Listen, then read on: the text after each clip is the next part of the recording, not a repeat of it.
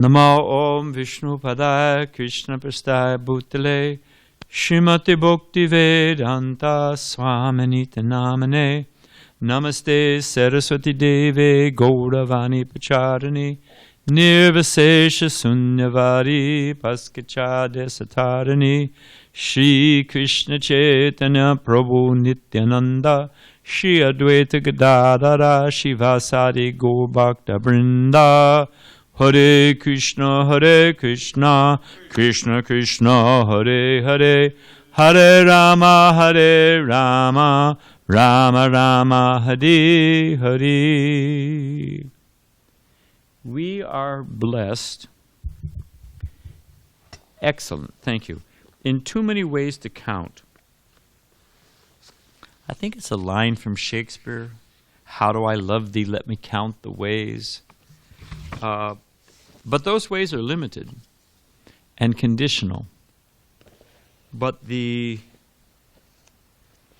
just like, what is it, Anantasesh with his unlimited heads has been trying to get to the end of the glories of Krishna, and not only is he making headway, he's falling behind. Krishna has unlimited glories. So one of the unlimited glories of Chaitanya Mahaprabhu's mission is the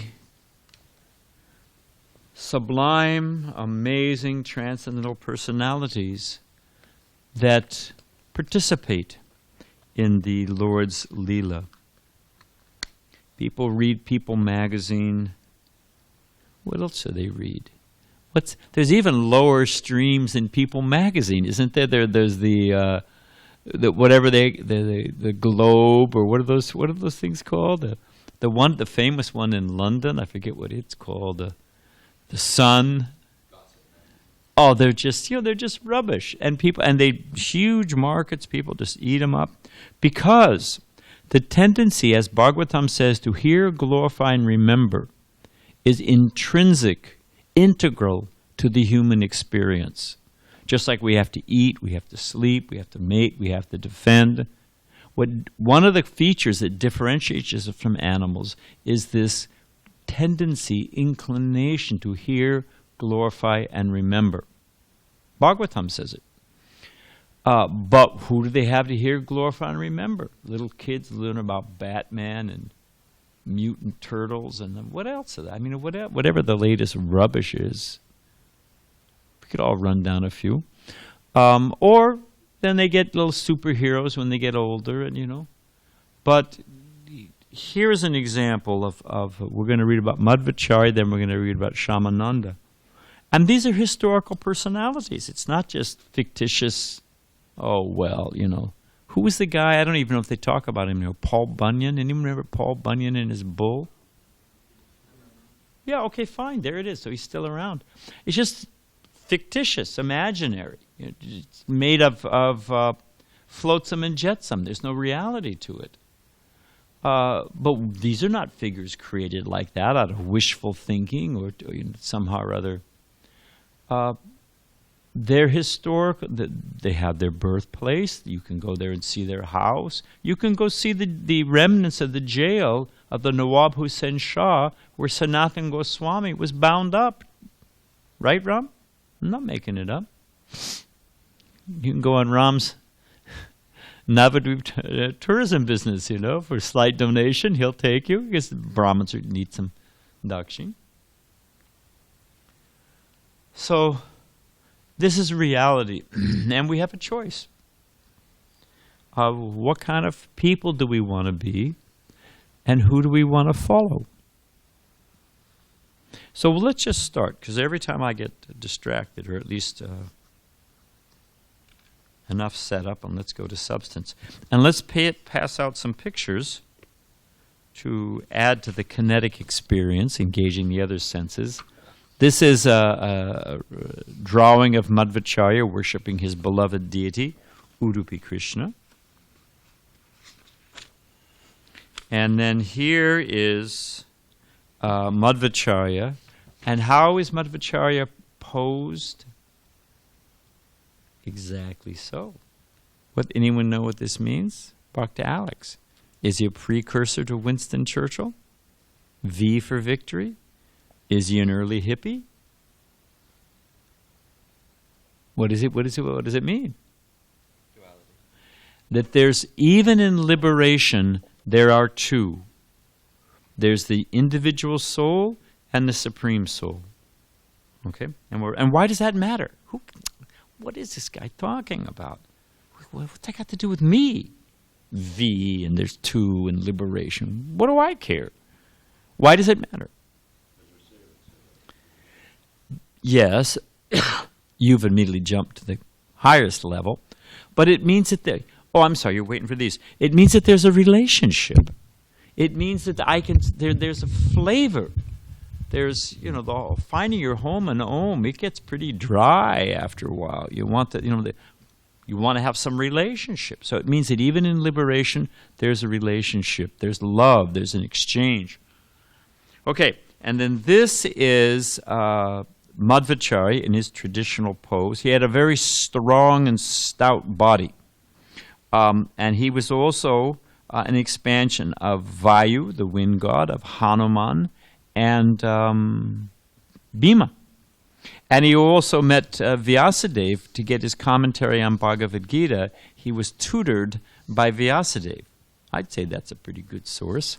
So there's that. And then here's, I think I have just a few more. I'll be quick. This is, and we'll read about this. This is how he received his beloved Udupi Krishna, hidden inside a big block of tilak. If it's not in here, you remind me. This is a photograph, and Udupi Krishna's on the Arabian Sea side, Karnataka or above Karnataka, in Kerala? Just on the edge of... Yeah, I know you have. That's why I asked you. I offer my respects. I have not made it yet. Maybe I'll take Alex there someday to help me get there. And here's another picture of Udupi Krishna. And then here is his ashram. And there should always be a kund in the northeast corner. That's Udupi Krishna. That's it. Why else? Who else would it be? It just work with me. We're going to roll on here.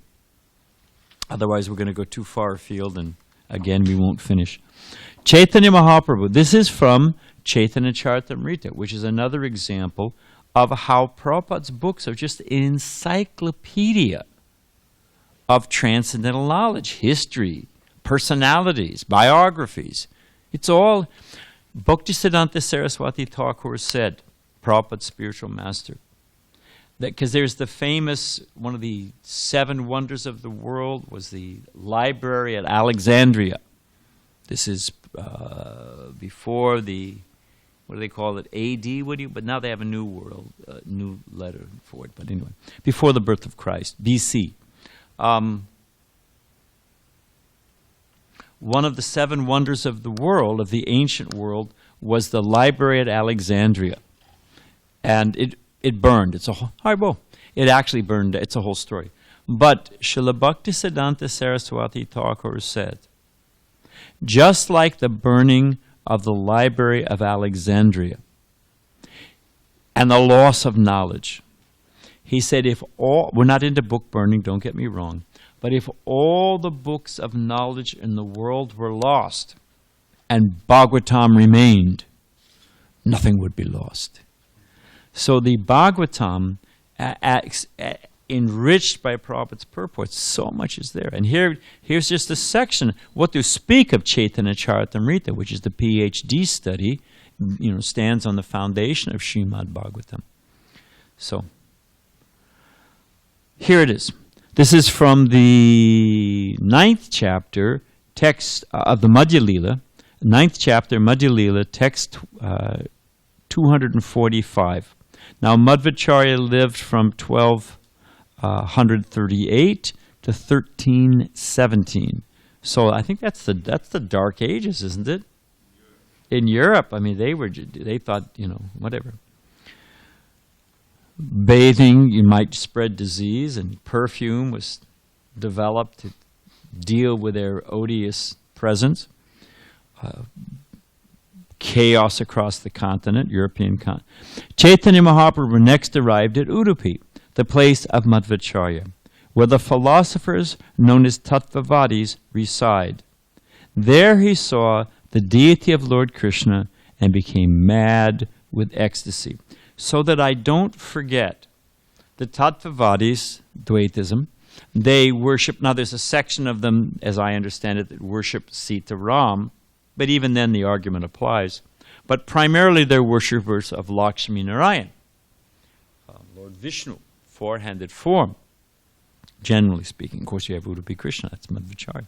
But does anyone know how Chaitanya Mahaprabhu defeated the Tattvavadis, the followers of Madhvacharya, other than Dravida Prabhu, who we're very happy to see? He missed this morning because he was giving a class for the devotees in somewhere far out. Bhakti Center in New York. He's in the A-League. And rightly so. So the followers of Lord Narayan, Madhvacharya, Tattvavadis, they're making their argument that Narayan, and you'll hear this argument, that Narayan, Vishnu, is an expansion, that Krishna is the, what is it, the 10th, 7th, 6th? I'm a little tired, so. The Das avatars? No. Okay, fine. Okay, so, they say that Krishna is an expansion of Narayan. Narayan is the origin. Of course, we have Brahma Samhita, and we have Krishna's Tu Bhagwan Swayam. There's so many other things. Krishna Adipurusham, Tamaham Bhajame. But philosophically, from the Bhagavatam, which they accept, what is the argument that Chaitanya Mahaprabhu presented confirming that the worship of Radha and Krishna is higher than the worship of Lakshmi Narayan? Anyone want to have at it? You can guess. All right, Dravida Prabhu. Exactly. That Lakshmi performed tapasya. First off, although she, and this is Leela in pastime, but it makes the point, and it's there in the Bhagavatam, that she performed austerity so that she could come to the level of the gopis and engage in the rasa dance. So Narayan, thank you very much, but, so Radha and Krishna is a higher Leela, so much so that even the goddess of fortune, the eternal consort, what is it, Padma Mukha? Bringa, isn't it? Anyway, we're afield. So, Shripad Madhvacharya took his birth in 1238 near Udupi, which is situated in the southern Kannada district of South India, 36 miles north of the city of Mangalore. In his childhood, Madhvacharya was known as Vasudev, and there are some wonderful stories surrounding him. It is said that once when his father piled up many debts, Madhvacharya converted tamarind seeds into gold coins to pay them off. When he was 5 years old, he was offered the sacred thread. A demon named Maniman lived near his abode in the form of a snake, and at the age of 5, Madhvacharya killed that snake with the toe of his left foot. We'll hear more about the toe of his left foot in a moment. Usually the right is considered stronger, than the left, so just like what hand did Krishna lift for 10 extra points? What hand did Krishna lift Govardhan Hill with? Left hand. And not just, Krishna is a transcendental, the theatrics, like before he kills the Aristasura, I think it's an Aristasura, he fixes his belt first, and then whack, So he's expert at theatrics. So what did he lift Govardhan? Okay, left hand, but not just his left hand. Well, what did he do? The little finger of his left hand. So with his left toe, Madhvacharya killed this big demon in the form of a snake. When his mother was very much disturbed, he would appear before her in one jump. He was a great scholar even in childhood, and although his father did not agree, he accepted sannyas at the age of 12. So you're coming in the line of Madhvacharya. Upon receiving sannyas from Achyuta Preshka, he received the name Purnapagya Tirtha. Now, each of these have so many different variants. This is probably giving a summary. After traveling all over India, he finally discussed scripture with Vidyasankara, the exalted leader of Sringeri Math, the seat of Sankaracharya and the Mayavadi school. Vidyasankara was actually defeated and diminished in the presence of Madhvacharya. What does this remind us of from Chaitanya Leela? Because you're all steeped in the Chaitanya Charitamrita, what is another encounter? Yeah, okay, Keshava Kashmir is one, but I'm thinking particularly in front of his disciples. You could say that, but okay, fine, many examples. But the primary example is Prakashananda Saraswati Thakur with how many, 60,000, 10,000 disciples? I'm going to go back and look it up. I think it was actually 60,000. What do you know, Dravida? It's 10,000. Okay, thank you. I apologize. So there it is. Upon receiving, okay, there it is. Vijayasankar was actually diminished in the presence of Madhvacharya. Accompanied by Satyatirtha, Madhvacharya went to Badrik Ashrama.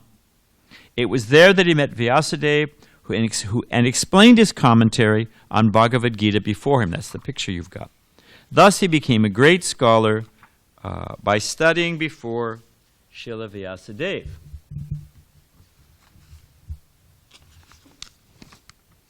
By the time he came to the Ananda Math from Badrik Ashrama, Madhvacharya had finished his commentary on Bhagavad Gita. His companion, Satyatirtha, wrote down the entire commentary. When he returned to Udupi, he would sometimes bathe in the ocean. On one such occasion, he composed a prayer in 5 chapters.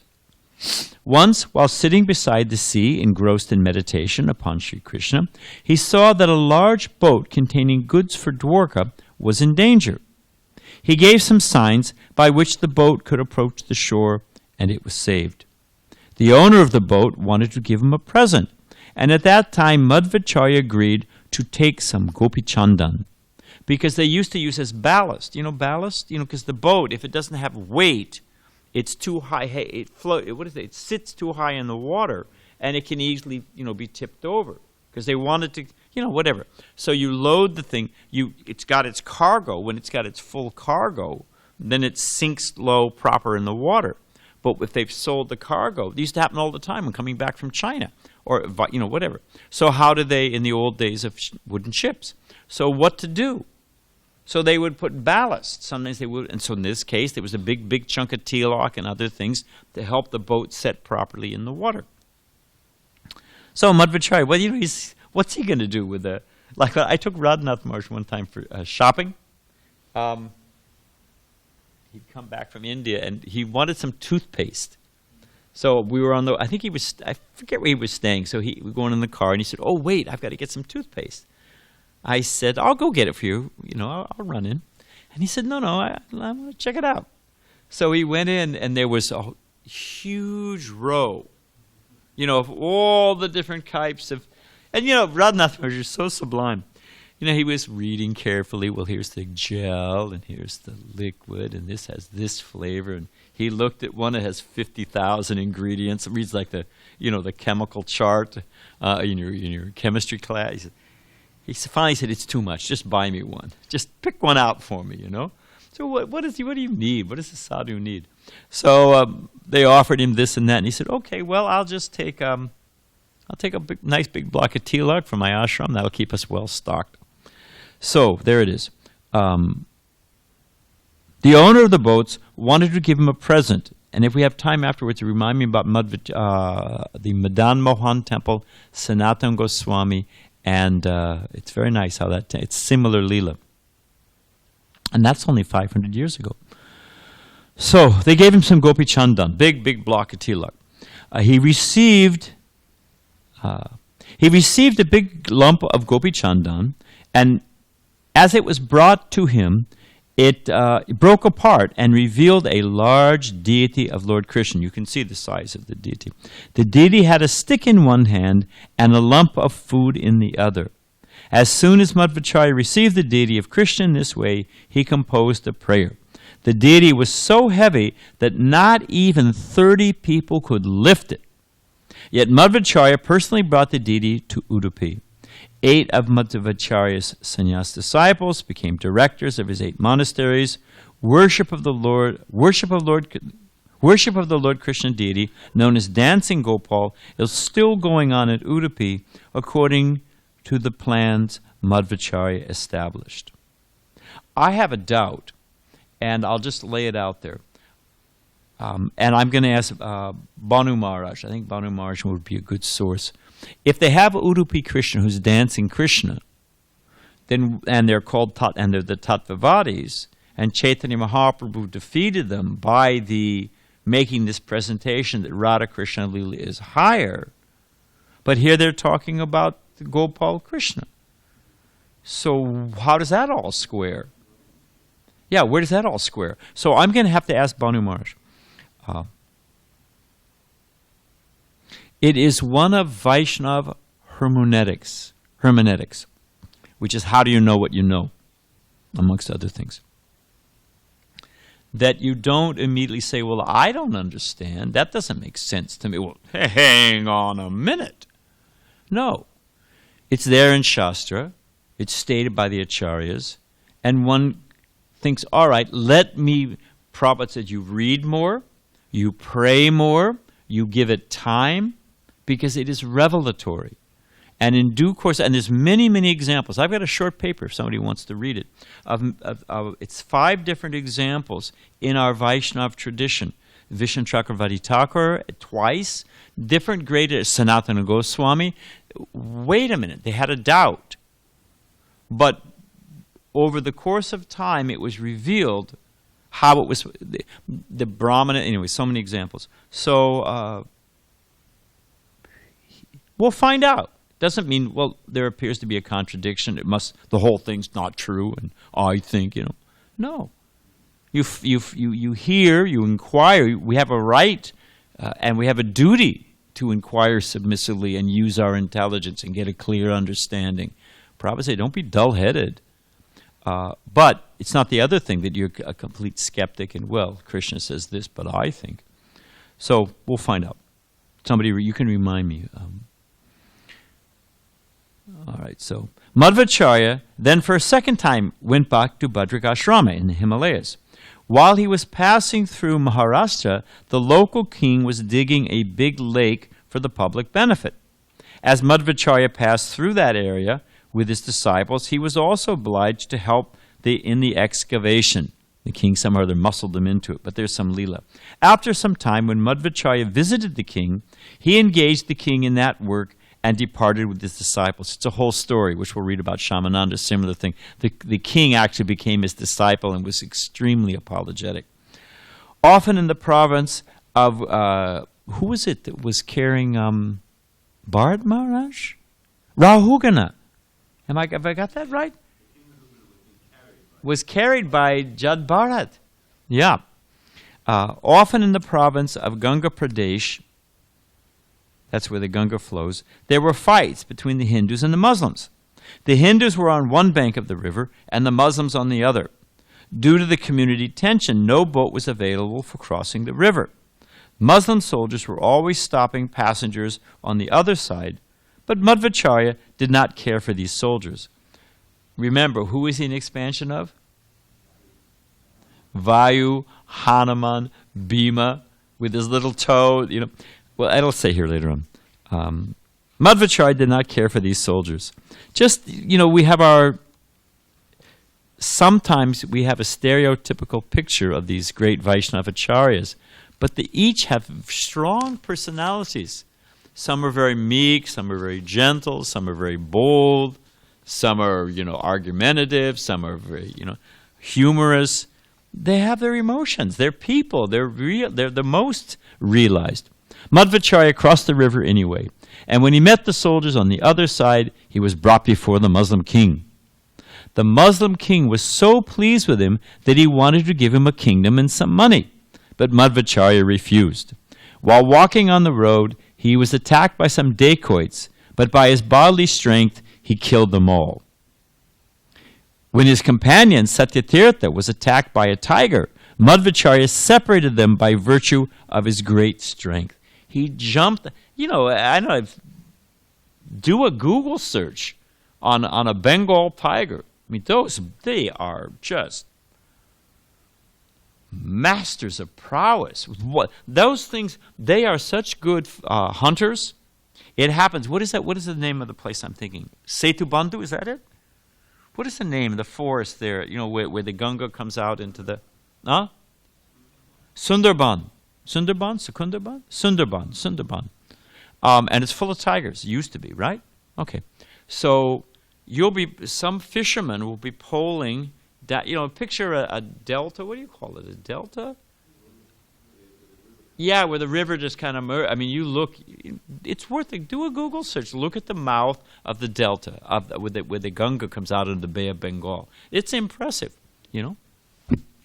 So, and there's all kinds of rivulets and little marshy islands, and they go out there fishing.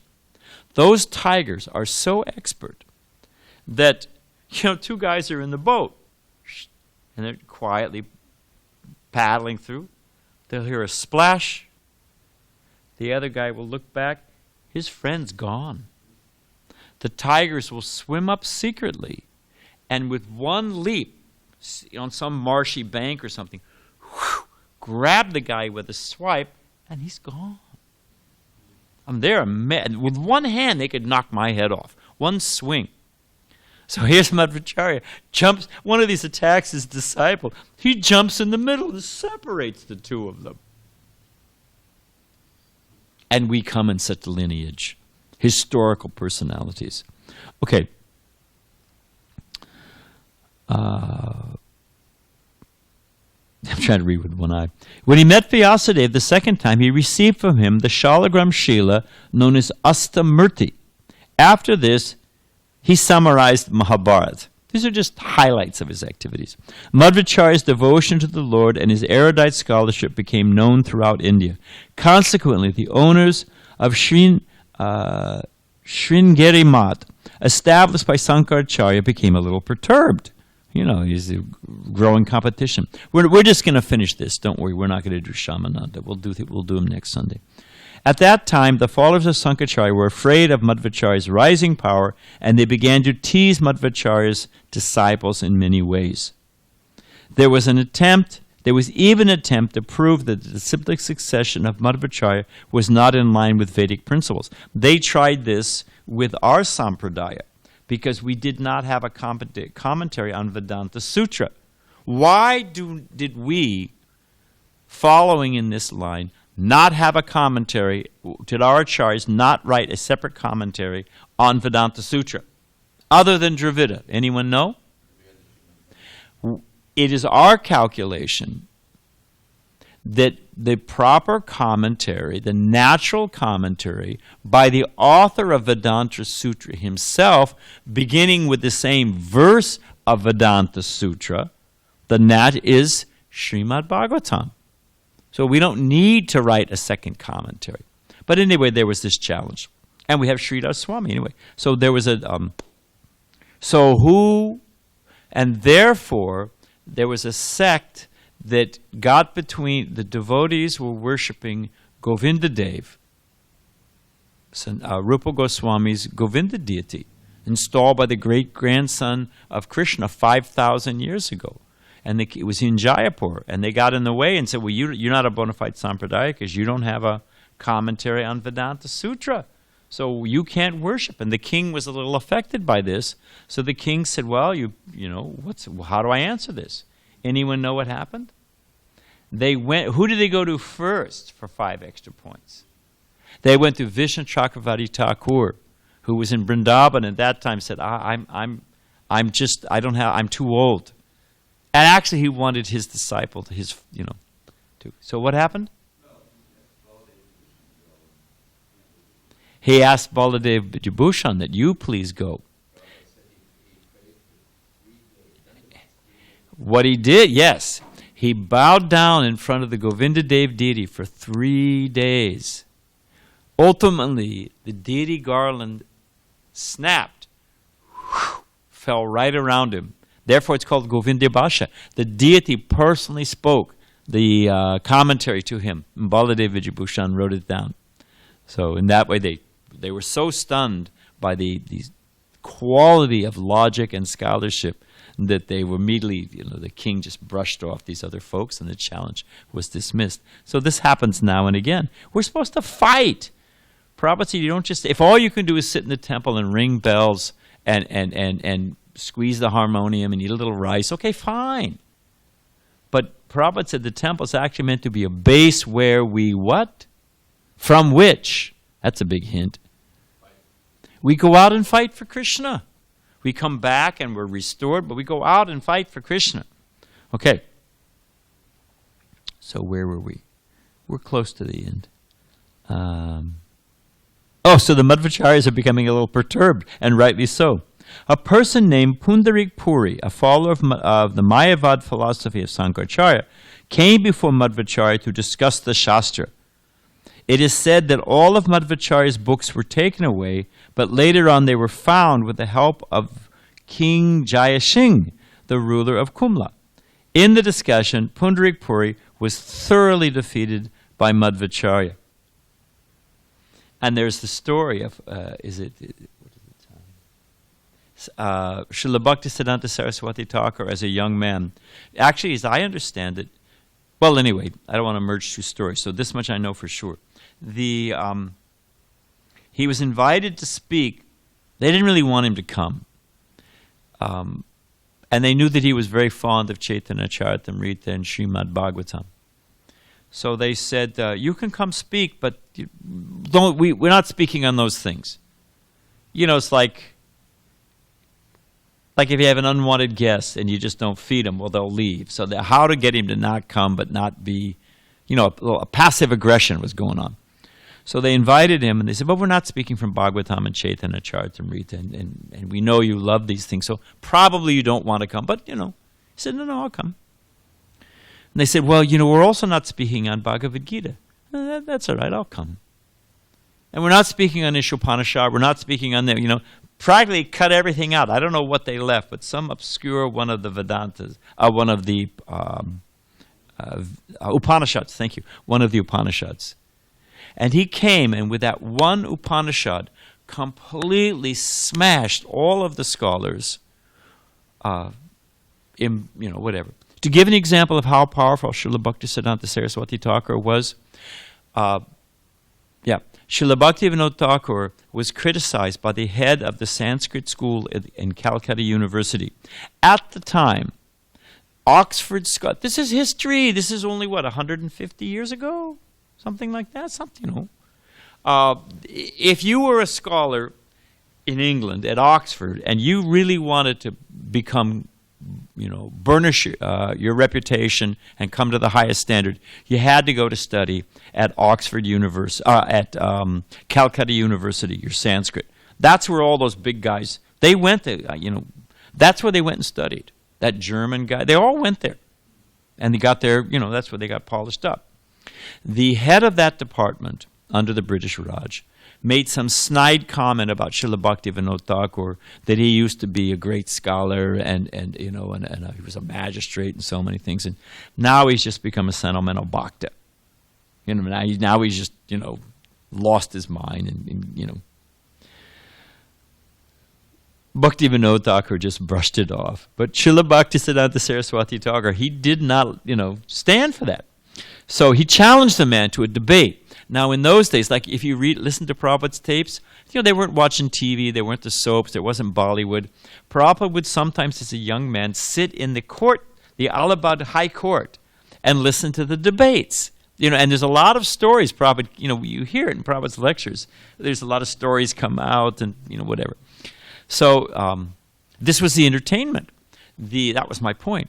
So the head of the Sanskrit department who had made this snide comment, who was in the same league of Keshava Kashmiri or whoever you want to throw forward, Prakasananda Saraswati Thakur, And here's this young boy is going to challenge him, So picture behind one podium in the big lecture hall and all the glitterati, the not the hoi polloi, what do you call it? The glitterati will do.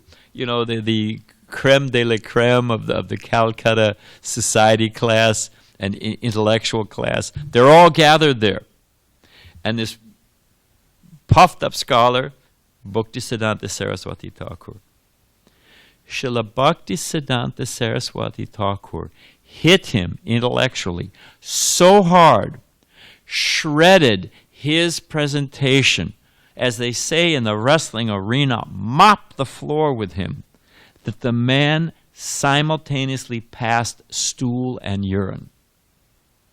I'm sorry to be scatological, but do you know how hard you have to be hit, emotionally and intellectually? He saw his whole reputation shredded by what, appeared to be a 20-year-old, 23-year-old boy.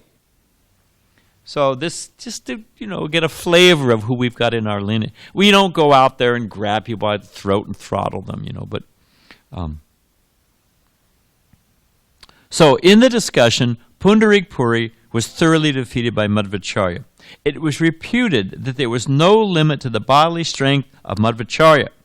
There was a person named Kadanjari who was famed for possessing the strength of 30 men.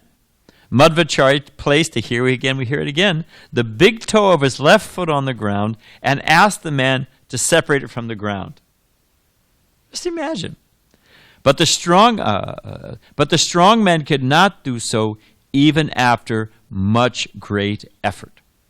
Srila Madhva, tossing a tiger, this wrestling with his toe, convincing the king, so many different things. Srila Madhva, seeing of Vyasadeva twice. Srila Madhvacharya passed from this world at the age of 80 while writing a commentary on the Attareya Upanishad. And I think we can end there. And I have a research item. Look at that. And it's just on time. I did want to say one last thing, and I promise it will be short. But this tilak and the boat and all that stuff. This is Sanatana Goswami, 500 plus. What do we say, 525? 525? Actually, I don't know. It might have been just about 500 years ago, because he was an old man at the time. So, that Madan Mohan temple? Beautiful. You see it up there on the hill. At the time, that was the highest spot in Vrindavan. It's still the highest spot in Vrindavan. And Prabhupada said that's where Sanatana Goswami used to sit and do his bhajan. There was a nice breeze coming from the Ganga, and he had a small deity of a Madan Mohan. So Madan Mohan, and how he got the Madan Mohan deity from, that's a whole other wonderful, amazing story. We'll tell that some other time. But the simple point is, there was a boat coming down. What we see now as the Jamuna is just a sad. It's still the Jamuna that we offer our respects, but compared to what the Jamuna used to be, it was the British, right? You can read in, what is his name? Colonel Grower? And he was based in Agra, and that was his whole district. And he used to visit Vrindavan.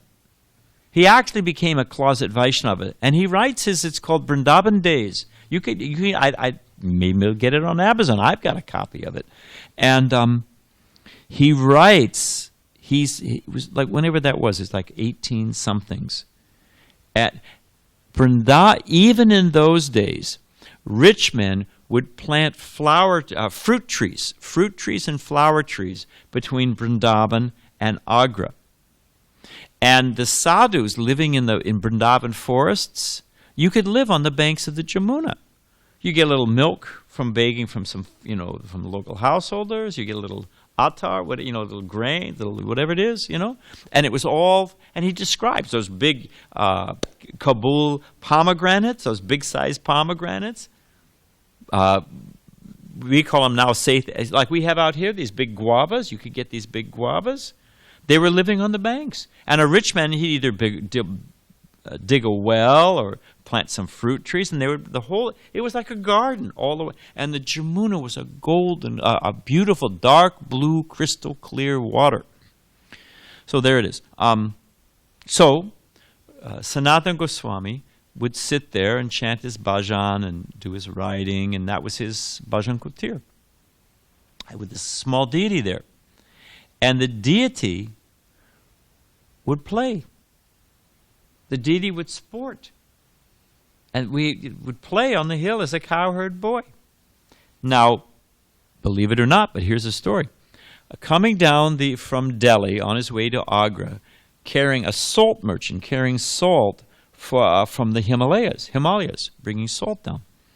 And he was going to sell it in Agra. His boat got stuck on a sandbar. What to do? Came on the shore, saw this beautiful, charming boy. Came onto the shore, saw this beautiful, charming boy, said, "Can anyone help me? My boat is stuck." This beautiful, charming boy, bluish tinged, said, I'm just a boy, what can I do? But you go up on the hill, and there's Sanatana Goswami. He can help you. Prabhupada said Sanatana Goswami was the unofficial mayor of Vrindavan. Prabhupada said people came to him, even marital disputes, land. He was beloved, as all the Goswamis were.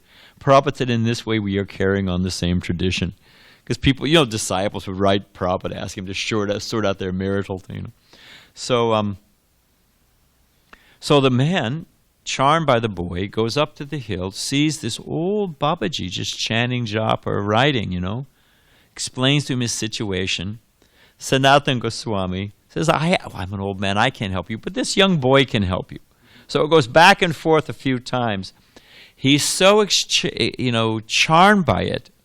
And finally, Sanatana Goswami makes some signs and tells him when the tides will change.